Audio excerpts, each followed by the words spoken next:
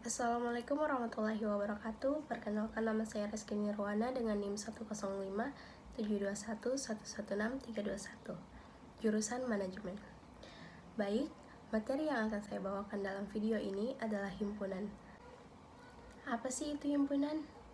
Himpunan adalah sekumpulan objek tertentu yang memiliki definisi yang jelas dan dianggap sebagai satu kesatuan. Coba kalian perhatikan contoh yang di samping. Setelah kalian melihat contoh yang di samping, dapatkah kalian membedakan yang merupakan himpunan dan yang bukan himpunan? Oke, buat yang masih bingung, begini. Pada contoh pertama, hewan berkaki 4. Kita akan memiliki pendapat yang sama tentang hewan apa saja yang berkaki 4. Misalnya kambing, kucing, dan gajah. Semua setuju kan kalau hewan tersebut berkaki 4? Pasti setuju kan? Nah, hewan berkaki 4 memiliki definisi yang jelas, sehingga merupakan suatu himpunan. Sedangkan pada contoh kedua, tidak memiliki definisi yang jelas. Kata bagus memiliki definisi yang berbeda setiap orang. Misalnya saja yang menganggap gambar si A bagus, tapi kamu belum tentu menganggapnya bagus. Oleh karena itu, gambaran yang bagus bukan merupakan suatu himpunan. Nah, sekarang kita lanjut dengan macam-macam himpunan. Macam-macam himpunan ada 3, yaitu himpunan kosong, himpunan semesta, dan himpunan terhingga dan tak terhingga. Himpunan kosong atau null set, himpunan kosong adalah himpunan yang tidak mempunyai unsur anggota yang sama sekali. Himpunan kosong sama dengan A atau himpunan kosong adalah tunggal. Himpunan kosong merupakan himpunan bagian dari setiap himpunan.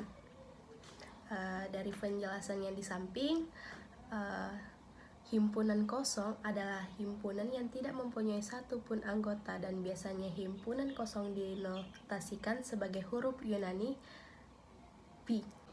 Himpunan semesta biasanya dilambangkan dengan huruf U atau S, universum, yang berarti himpunan yang memuat semua anggota yang dibicarakan. Kata lainnya, himpunan dari objek yang sedang dibicarakan. Himpunan terhingga dan tak terhingga. Himpunan terhingga atau finite set, himpunan yang unsurnya bila dihitung akan diperoleh jumlahnya. Contohnya,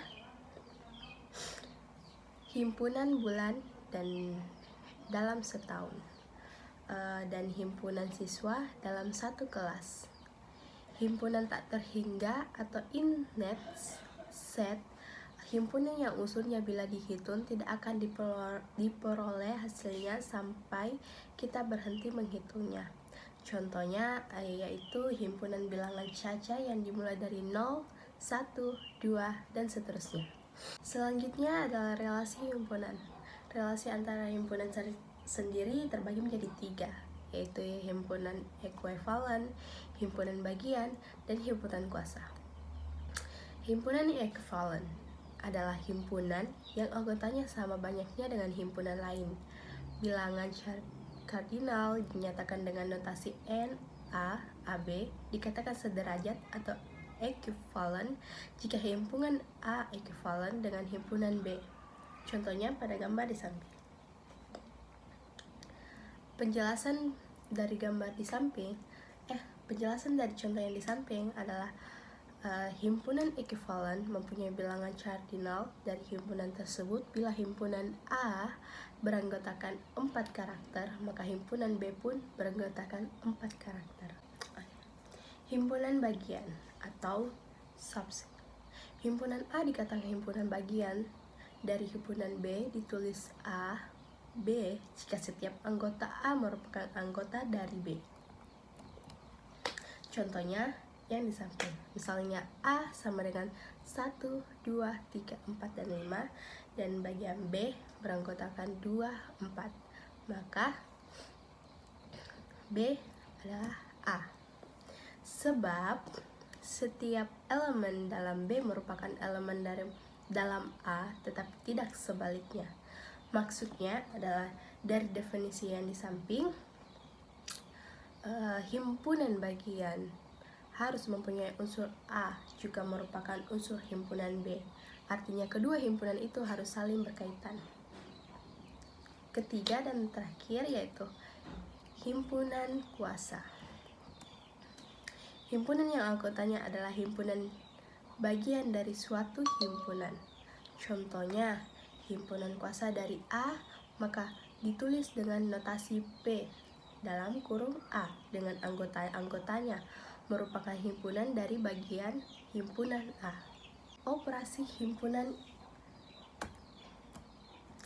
Operasi himpunan terbagi menjadi 3, yaitu irisan, gabungan, komplement. Irisan tersendiri dari himpunan A dan B adalah himpunan yang setiap anggotanya merupakan anggota dari himpunan A dan anggota himpunan B. Dan gabungan dari himpunan A dan B adalah himpunan yang setiap anggotanya merupakan anggota himpunan A atau himpunan B. Komplement adalah komplement himpunan A terhadap himpunan semesta A adalah himpunan yang anggotanya merupakan anggota S yang bukan anggota A. Yang terakhir adalah sifat-sifat operasi antara himpunan. Pertama, sifat komunitatif adalah sifat pada operasi hitung dua buah bilangan yang apabila ditukar posisinya, hasilnya tetap sama. Tetapi sifat komunitatif tidak berlaku pada pengukuran dan pembagian karena posisi bilangan tersebut ditukar maka hasilnya akan tidak sama. Kedua, sifat asosiatif. Sifat asosiatif adalah sifat dari beberapa operasi biner yang berarti bahwa mengatur ulang tanda kurung dalam ekspresi yang tidak mengubah hasilnya. Ketiga, sifat distribusi adalah suatu penggabungan dengan cara mengkombinasikan bilangan dari hasil operasi terhadap elemen-elemen kombinasi tersebut. Dan keempat adalah sifat komplement, adalah unsur yang ada pada himpunan universal atau semesta pembicaraan, kecuali anggota himpunan tersebut atau bahasa sederhananya adalah di luar himpunan. Baik, itulah materi pertama yang dapat saya bawakan pada hari ini. Semoga dapat bermanfaat bagi kalian yang menonton dan kurang lebihnya mohon dimaafkan. Wabillahi taufiq wal hidayah. Wassalamualaikum warahmatullahi wabarakatuh.